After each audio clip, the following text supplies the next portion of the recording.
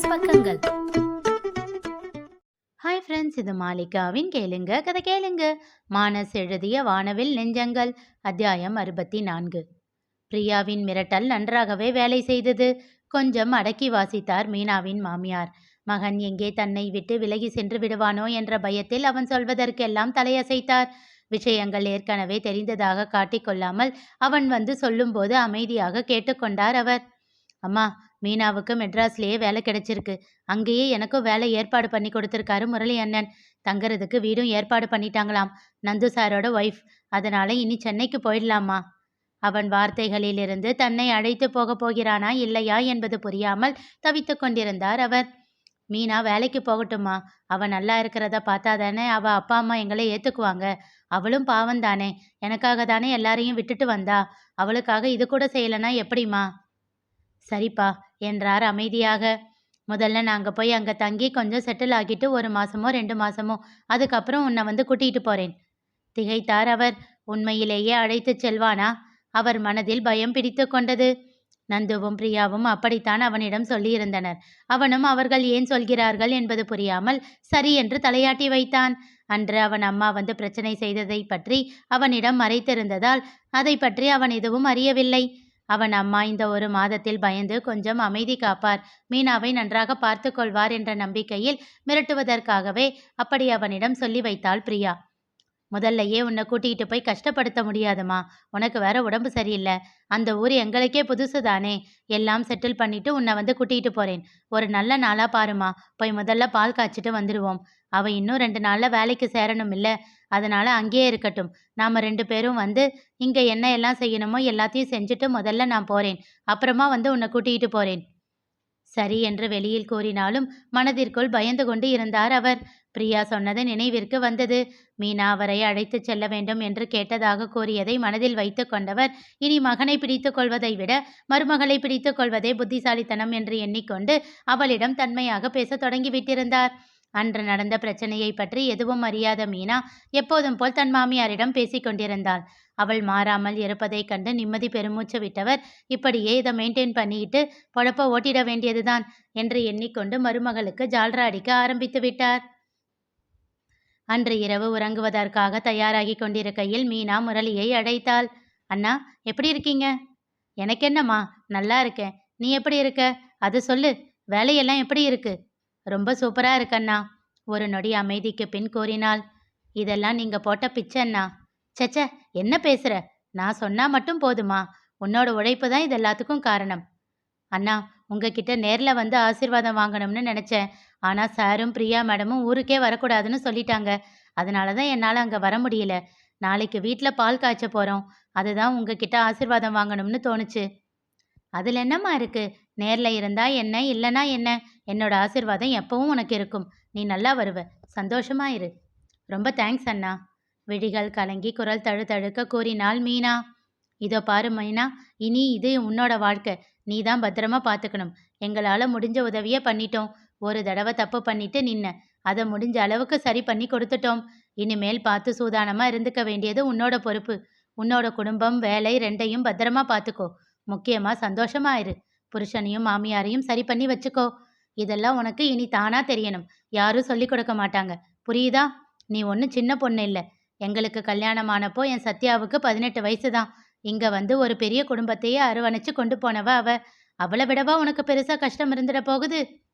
அப்போதுதான் வேலைகளை எல்லாம் முடித்துவிட்டு உறங்குவதற்காக அறைக்குள் நுழைந்த சத்யாவின் செவிகளில் தன் கணவன் கூறிய வார்த்தைகள் விழுந்ததும் முதட்டில் முறுவல் மலர்ந்தது. உனக்கு அவளை விட படிப்பு அதிகம், வயசும் அதிகம். வயசுக்கு ஏற்ற மெச்சூரிட்டி நம்ம மனசுலையும் மூளையிலையும் இருக்கும். உலக அனுபவத்தையும் வாங்கி அதிலிருந்து பாடத்தை கற்றுக்கிட்டு சந்தோஷமா வாழப்பாரு. சரியா? நீ சந்தோஷமா இருந்தாதான் உன் அப்பா அம்மாவும் மனசு மாறுவாங்க. புரியுதா? சரி அண்ணா. அப்புறம் கொஞ்சம் செட்டில் ஆகிற வரைக்கும், எல்லாம் பழகிற வரைக்கும் குழந்தைய தள்ளி போட்டுக்கோ. சொல்றது புரியும்னு நினைக்கிறேன். சட்டென்று அவன் கையிலிருந்து செல்போனை பறித்த சத்யா, ஹலோ மீனா என்றாள். அண்ணி, சொல்லுங்க, நல்லா இருக்கீங்களா? அதெல்லாம் நல்லா தான் இருக்கேன். எல்லா விஷயத்திலையும் இவர் சொல்றதை கேட்டுக்கிட்டு இருக்காத. குழந்தை எல்லாம் கடவுள் கொடுக்கறது. அது எப்போ கிடைக்குதோ அப்போ நாம கெட்டியா பிடிச்சுக்கணும். எதுவும் பண்ணி தொலைக்காத. குழந்தை பிறந்தா என்ன இப்போ? குழந்தைய பெற்றுக்கிட்டு வேலைக்கு போறவங்க எல்லாம் இல்லையா? ஒழுங்கா இதை பற்றியெல்லாம் யோசிக்காம வாழ்க்கையோட போக்கில் வாழு மீனா. இந்த விஷயத்துல இவர் சொல்றதெல்லாம் கேட்காத.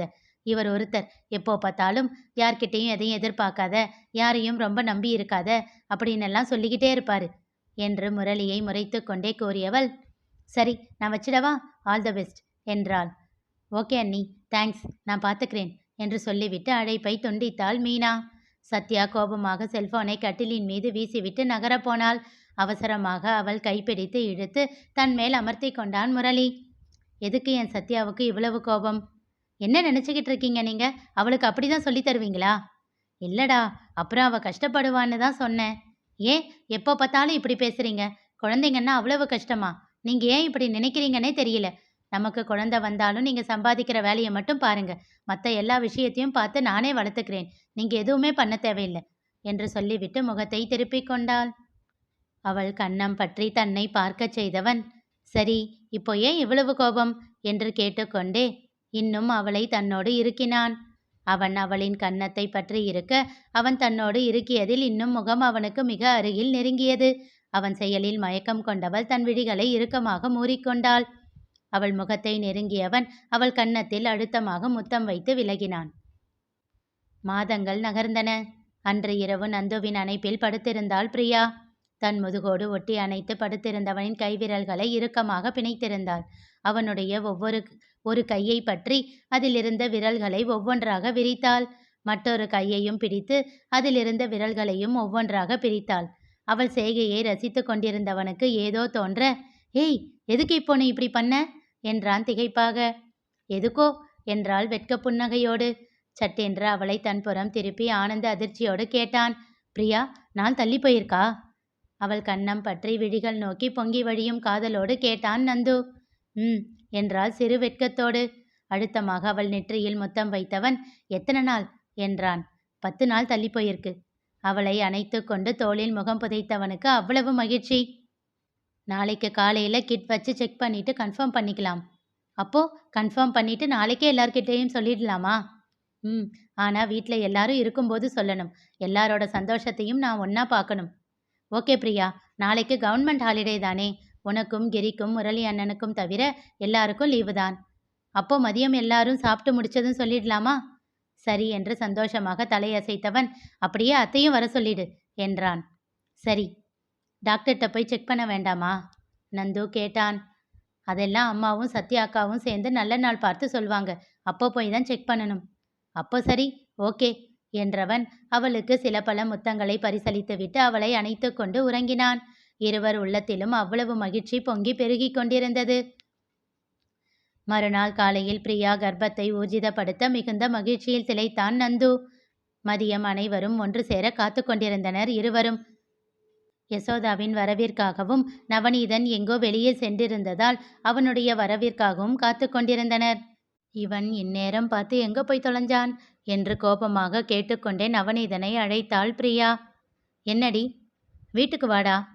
வந்துக்கிட்டே தான் இருக்கேன், இன்னும் ஒரு 10 மினிட்ஸில் வந்துடுவேன் என்று சொல்லி அழைப்பை துண்டித்தான் நவநீதன். அண்ணி, என்ன விஷயம்னு சொல்லுங்க, எனக்கு கடைக்கு நேரமாச்சு என்றான் கிரி. ரொம்ப பண்ணாதடா, இரு சொல்றேன். பிரியா சொல்லி கொண்டிருக்கையிலேயே வாசலில் சத்தம் கேட்டது.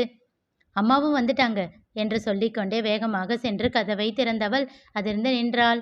காரில் இருந்து ஒரு புயல் என இறங்கிய லிங்கேஸ்வரன் வேகமாக வீட்டிற்குள் நுழைந்து முரளியின் சட்டையை கொத்தாக பிடித்து பலார் என அவன் கன்னத்தில் அறைந்தார்.